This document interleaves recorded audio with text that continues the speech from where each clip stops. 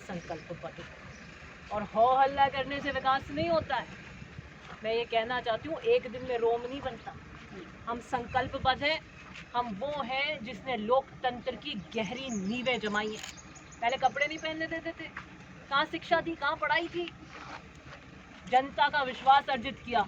जनता ने ये माना कि कांग्रेस पार्टी वो पार्टी है जो आम किसान और गरीब और मजदूर की आवाज़ उठा सकती। आज अगर बाड़ेबंदी के अंदर हम बंद थे, होटल में, मजबूरी में थे कि भाजपा लोकतंत्र के चुनी हुई सरकार, चुनी हुई विधायकों के उससे बहुमत में आई हुई सरकार को गिराने का षड्यंत्र कर रही। और मैं उस यहाँ की जनता को ये कहना चाहती हूँ कि हमने 1.5 साल के बहुत ही लघु और अल्प समय के अंदर विकास के सोपान छुए। 30 साल से तिवरी की मांग थी, हमने वो CHC तब्दील कराने का काम किया। ओसियां वो विधानसभा क्षेत्र है जिसके अंदर दूसरी कॉलेज आई है बालिकाओं के लिए। एक विधानसभा क्षेत्र में 2 कॉलेज है। और 150 करोड़ की पानी की स्कीम मैं स्वीकृत करा के लेके आई हूँ, क्योंकि पेयजल घर घर पहुँचना चाहिए। किसान की क्या मजबूरियाँ होती हैं, उसके क्या दुख हैं, हम जानते हैं, समझते हैं, आत्मा से। मैं किसान वर्ग से आती हूँ और हो हल्ला करने से कोई किसान नहीं बनना। और मैं कहना चाहती हूँ, जो आज कल तक दिल्ली की टिकटें मांग रहे थे, जो अपने आप को दिल्ली निवासी बताने लग गए थे, जो ये कह रहे थे कि हम तो सिर्फ 5 साल के लिए ओसिया में गए थे, बाकी हम तो 20 साल से दिल्ली निवासी हैं, आज उनको यकायक ये पता लगा कि ओसिया की जनता की चुनी हुई विधायक अगले 20 दिन तक नहीं आएगी तो बिल में से सब निकलने लगे। मैं आई हूँ और ओसिया के विकास की गति को बढ़ाती रहूंगी, ये कहना चाहती हूँ। और जो आपकी कोई उपलब्धि है तो गिनाइए। 5 साल में आपने क्या किया, गिनाइए। आपने मेरे पिता के अधूरे कामों को पूरा कराया। पानी के लिए कोई नई स्कीम लाई है तो बताइए। जितनी आप 5 साल में ट्यूबवेल नहीं लेके आए, मैं 1.5 साल में लेकर आ गई। कितने GSS हमने नए बनवा दिए। 75 GSS हमने पिछले कार्यकाल में बनवाए थे, और उससे कहीं ज़्यादा GSS, कितने ज़्यादा GSS हमने अल्प समय में बनवा दिए। चाहे बिजली का क्षेत्र हो, चाहे शिक्षा का क्षेत्र हो, चाहे स्वास्थ्य। और स्वास्थ्य तो अभी सबसे महत्वपूर्ण है।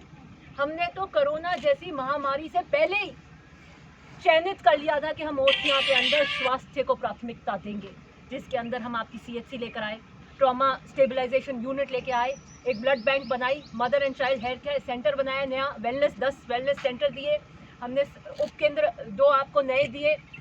और किस तरीके से, क्या एक रोड मैप आपके लिए होना चाहिए। मेरे पास विजन है, मेरे पास रोड मैप है। कन्या महाविद्यालय तो लाई मैंने, क्या हमारे पास विजन है ओसिया के विकास के लिए।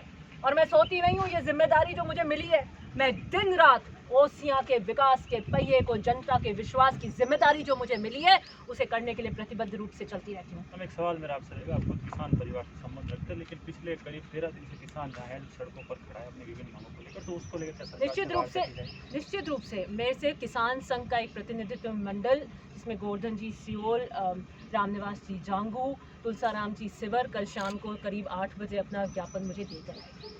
833 रुपये की जो उनकी मुख्य मांग है, उसको लेकर वो मुझसे मिले थे। और मैं निश्चित रूप से अब जयपुर जाऊंगी और मुख्यमंत्री जी से इस संबंध में वार्ता करूंगी। और किसान चाहे कोई भी, मैं स्वयं किसान वर्ग से आती हूँ, किसान की कोई भी पीड़ा है तो निश्चित रूप से हम प्रतिनिधि बनकर उनकी आवाज़ बन, उनकी पैरवी करेंगे। देखिए, किसान की मांगों को लेकर किसान संघ जो भी धरना कर रहा है और उनकी जो भी पीड़ा है, निश्चित रूप से मैं बात करूँगी। लेकिन एक धरना और चल रहा है, एक लॉकडाउन के लोगों के स्वास्थ्य को ताक पर रखकर अपनी राजनीतिक रोटियां सेकने के लिए जो दिल्ली वासी यकायक ओसिया के किसान हितैषी हो गए हैं, वो तो ये सोचकर करने निकले थे कि राष्ट्रपति शासन लग गया, लो चुनाव का बिगुल बज गया। मैं तो चुनाव की डोर बजाने आती हूँ तो उसका फुसका निकल गया। हमने 30 दिन होटल में बैठकर उनके पैरेलल चुनाव प्रचार का पंचर तो निकाल ही दिया, और हमें सारे पंचर निकालने आते हैं लोकतंत्र के अंदर। जो विपक्षी पार्टी के नेता है, उससे विधानसभा की बातें, और लगातार इन दिनों जो कोरोना महामारी थी, लेकिन उसके बावजूद भी बड़ी बड़ी जनसभाएं कर रहे हैं। वो आरोप भी लगा रहे कहीं ना कहीं ये जो सत्ता है, सत्ता पक्ष, वो कहीं ना कहीं हमारे ऊपर षड्यंत्र कर इस प्रकार की जो नोटिस जारी करवा रही है। वो ये भी कह रहा है कि जब विधायक थे वो होटल में बंद थे, उसके बावजूद वहाँ क्या कोरोना का डंडी था, इस तरह क्या करें। मैं ये कहती हूँ कि जब हम होटल में बंद थे तो एक कमरे में एक ही विधायक था, इस तरीके से नहीं था। बाकायदा हमारी टेस्टिंग होती थी निरंतर, बाकायदा सारे प्रोटोकॉल्स होटल में मेंटेन थे, मास्क थे। जिस तरीके का भी षड्यंत्र भाजपा ने किया था उसकी हवा निकल गई, इसलिए अब आपको बातें आ रही हैं। हम 102 की बहुमत के साथ में आप कांग्रेस की चुनी हुई सरकार जो 5 साल राज करेगी उसे मोदी और शाह की जोड़ी गिराना चाहती थी। औंधे मुंह देकर हम बड़े सशक्त होकर होंगे। जो आपके नोटिस इशू हुए हैं मेरे संज्ञान में आया है, कोई भी चीज़ जो कानून से ऊपर की जाएगी, कानून अपना काम करता है।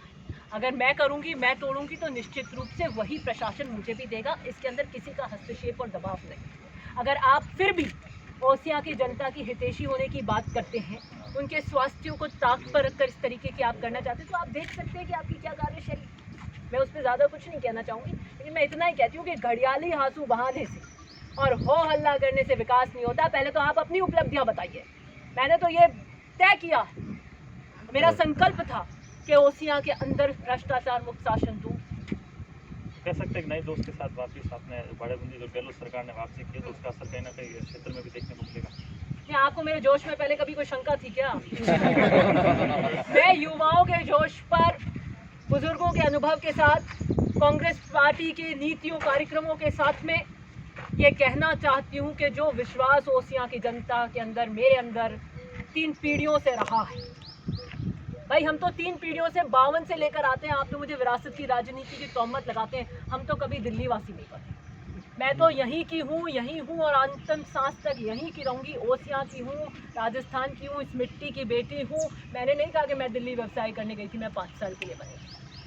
पद की लालसा मेरे परिवार को कभी नहीं रही, पद की राजनीति हमने कभी नहीं करी। किसान परिवार से आती हूँ। ओसियां की जनता से मेरा एक पारिवारिक रिश्ता है और निश्चित रूप से मेरे दादाजी ने ये कहा था कि चलते रहो और आखिरी सांस तक हम इस किसान के हितैषी हैं और इन किसान की आवाज़ बनने के लिए चलते रहेंगे। नया कारवा बनाएंगे वापस नए सूरज के साथ। देखिए आप हमारा कारवा देखना। मदेड़ा परिवार, कांग्रेस पार्टी।